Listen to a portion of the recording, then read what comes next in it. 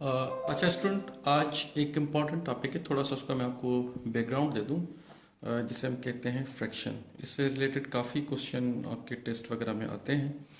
तो हम थोड़ा सा सिर्फ एक हल्का सा बैकग्राउंड देख लें। हमने ये 7th या 8th क्लास के अंदर पढ़ा होता है, लेकिन फिर हम इसकी थोड़ी सी बेसिक हम भूल गए होते हैं। तो हम देखते हैं कि फ्रैक्शन क्या होता है।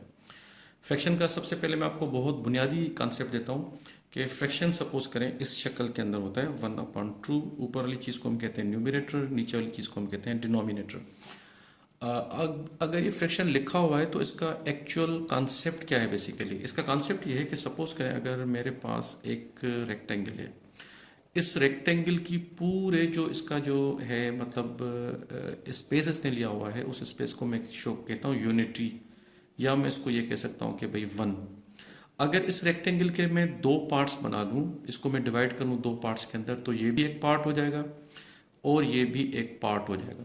जो ओवरऑल आपको नज़र आ रहा है, मैंने इस रेक्टेंगल को दो इक्वल पार्ट्स के अंदर डिवाइड कर लिया है। तो मतलब हाफ ये हो गया, हाफ ये हो गया। तो मैं इसको कह सकता हूँ कि this is also half and this is also half. अब इसको रिप्रेजेंट करने का तरीका है 1/2। 1/2 मतलब ये शो कर रहा है कि 1 के 2 पार्ट्स। तो हम इसको मैथमेटिकली रिप्रेजेंट करते हैं 1/2 के साथ। और इसी तरह अगर एक एंगल रेक्टेंगल हो, उसको अगर मैं सपोज करें कि 3 इक्वल पार्ट्स के अंदर डिवाइड करूं, तो ये भी पार्ट हो गया, ये भी पार्ट है और ये भी पार्ट है। अब इस पार्ट को मैं कह सकता हूं कि ये इसका 1/3 है, ये 1/3 है और ये भी 1/3 है। मतलब ये तीनों पार्ट्स जो है बेसिकली 1 के तीसरा पार्ट, 1 का थर्ड पार्ट, 1 का थर्ड पार्ट। और इसी तरह मैं किसी रेक्टेंगल को जो है वो 4 इक्वल पार्ट्स के अंदर भी डिवाइड कर सकता हूँ, और फिर ये मेरे हो जाएंगे 1/4, 1/4, 1/4, 1/4। अच्छा, इन सबको अगर मैं ऐड करूंगा 1/4 प्लस 1/4 प्लस 1/4 प्लस 1/4, तो ये टोटल मेरे पास आंसर 1 आ जाएगा। यहाँ पर भी अगर मैं 1/3, 1/3 और 1/3 को ऐड करूंगा तो ये भी आंसर मेरे पास 1 आएगा। और यहाँ पर भी मैं 1/2 और 1/2 को ऐड करूंगा तो मेरे पास आंसर जो आएगा वो आएगा 1। टोटल मेरे पास आएगा यूनिटी के अंदर। तो इसी चीज़ को हम कहते हैं फ्रैक्शन। फ्रैक्शन के अंदर क्या होता है कि part of the whole. Fraction के हमारे पास टाइप्स होते हैं, हम टाइप्स थोड़े से देख लेते हैं। टाइप्स कौन से होते हैं हमारे पास? एक होते हैं प्रॉपर फ्रैक्शंस और दूसरे हमारे पास होते हैं इम्प्रॉपर फ्रैक्शंस,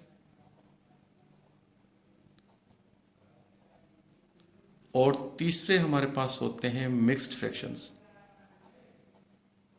ठीक है।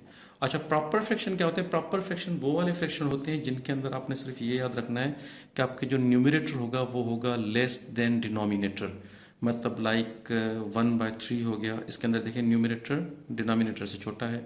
आपके पास 4/7 हो गया, यहाँ पर भी न्यूमरेटर डिनोमिनेटर से छोटा है। आपके पास फॉर एग्जांपल 7/9 हो गया। इन सारे केसेस के अंदर आपका न्यूमरेटर जो है वो डिनोमिनेटर से कम है।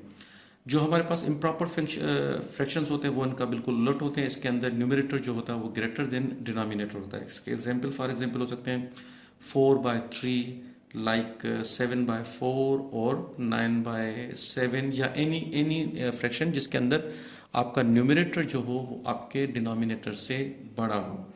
बाकी जो हमारे पास मिक्स्ड फ्रैक्शन होते हैं, मिक्स्ड फ्रैक्शन क्या होते हैं कि उनके अंदर हमारे पास एक होल होता है और प्लस में हमारे पास एक फ्रैक्शन होता है।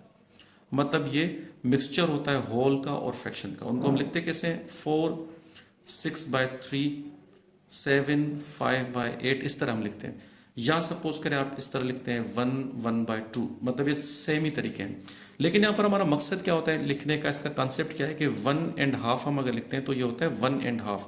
मतलब ये 1 एज अ होल नंबर और प्लस इसके अंदर हाफ।